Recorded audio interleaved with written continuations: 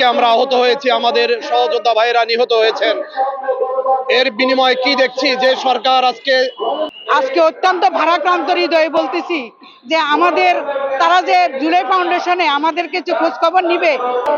5ই August স্বৈরাচার শেখ হাসিনাকে বিতাড়িত করার লক্ষ্যে আপনাদের আহত এবং শহীদ যারা হয়েছেন আমাদের ভাই, তাদের যে অগ্রণী ভূমিকা ছিল, রাজপথে যে ভূমিকা ছিল, রাজপথে গুলির সামনে দাঁড়িয়ে, বন্দুকের নলের সামনে দাঁড়িয়ে অকুতোভয় সৈনিকের মতো যুদ্ধে ঝাঁপিয়ে পড়েছিল। আজকে আমরা আহত হয়েছি, আমাদের সহযোদ্ধা ভাইরা নিহত হয়েছেন।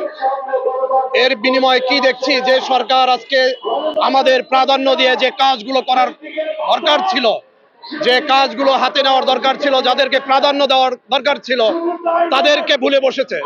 কিভাবে আজকে দেখছেন গত 5 মাস বিগত হয়ে যাওয়ার পরেও আহত এবং শহীদের পরিবার রাস্তায় দাঁড়িয়ে মানববন্ধন করছি। বড় দুঃখের সাথে জানাচ্ছি যে আহত ফ্যামিলিরা কেন আজকে রাস্তায় দাঁড়াবে। আপনি সচিবালয়ের মাধ্যমে যে আর্থিক অনুদানের ঘোষণা দেওয়া হয়েছে, সেই ঘোষণার মধ্য দিয়ে জানা যাচ্ছে যে এটা একটি ভীষণ বৈষম্য দেখা যাচ্ছে। 4 লাখ, 5 লাখ, 3 লাখ টাকার যে ঘোষণা দেওয়া হয়েছে, এই রাষ্ট্রে কোটি কোটি টাকা পাচার হয়ে যায়, চুরি হয়ে যায়, আমলাদের পকেটে চলে যায়। আজকে রাষ্ট্র গঠনে যে যোদ্ধাদের অবদান, এই রাষ্ট্রে যাদের অবদান রয়েছে, তাদের সাথে এরকম বৈষম্য, এটা কোনোভাবে একজন আহত যোদ্ধা হিসাবে, রাজপথের সম্মুখ সারির থেকে যোদ্ধা হিসাবে আমি মেনে নিতে পারি না।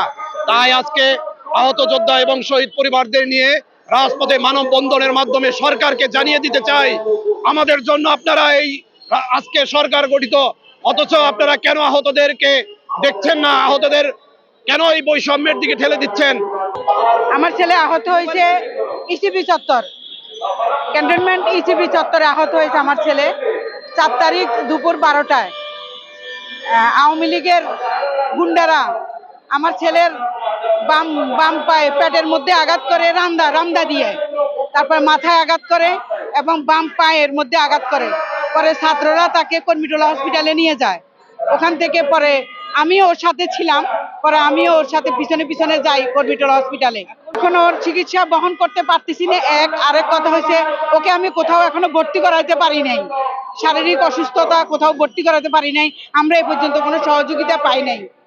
আজকে অত্যন্ত ভারাক্রান্ত হৃদয়ে বলতেছি যে আমাদের তারা যে জুলাই ফাউন্ডেশনে আমাদের কিছু খোঁজ খবর নিবে, কোনো খোঁজ খবর এ পর্যন্ত নেয় নাই। এই সরকার আমাদের বিপ্লবী সরকার হওয়ার কথা ছিল, কিন্তু তারা বিপ্লবী সরকার না, তারা তাদের মতো করে তারা দেশ চালাচ্ছে। আমরা এখন কোথায় যাব, কার কাছে যাব, তাই আজকে আমরা এখানে উপস্থিত হয়েছি।